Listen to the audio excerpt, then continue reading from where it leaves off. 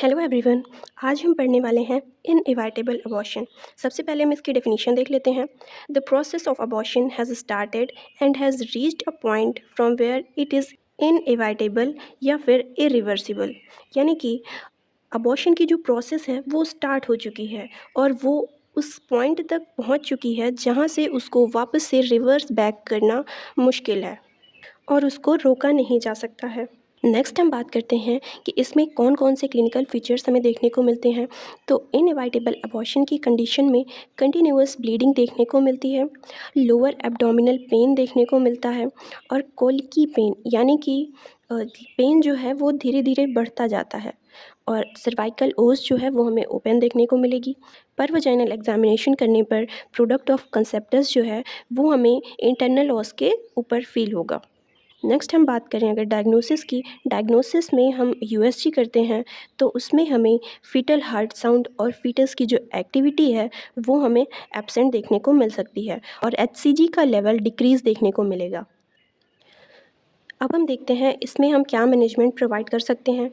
Inevitable abortion में हम pregnancy को टर्मिनेट करते हैं क्योंकि इसको हम आगे कंटिन्यूअस नहीं कर सकते हैं। तो प्रेगनेंसी को टर्मिनेट करने के लिए हमें क्या क्या प्रोसेस फॉलो करने हैं, तो उसमें सबसे पहले हमें मैटरनल कंडीशन को स्टेबलाइज करना है। मदर को हमें हीमोडायनेमिकली स्टेबल करना है। इसके लिए हमें मदर की कंडीशन के अकॉर्डिंग अगर ज़रूरत पड़ती है तो हम आईवी फ्लूइड इन्फ्यूज़न करेंगे, आयरन फ्लूइड का इन्फ्यूज़न किया जाएगा। अगर नीड है तो हम ब्लड ट्रांसफ्यूजन भी करेंगे और ऑक्सीजन एडमिनिस्ट्रेशन भी किया जाएगा।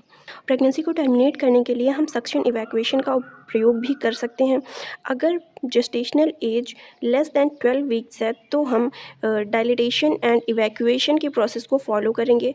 इसके बाद भी अगर हमें ज़रूरत पड़ती है तो हम डायलिटेशन एंड करेटेज को भी फॉलो कर सकते हैं।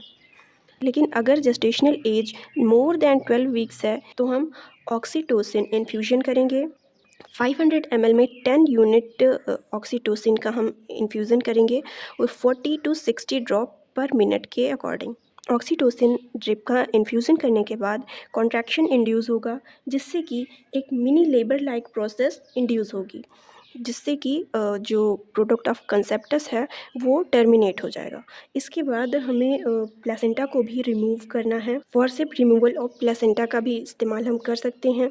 अगर ऐसे नहीं हो सकता तो हम under general anaesthesia manual removal of placenta भी कर सकते हैं।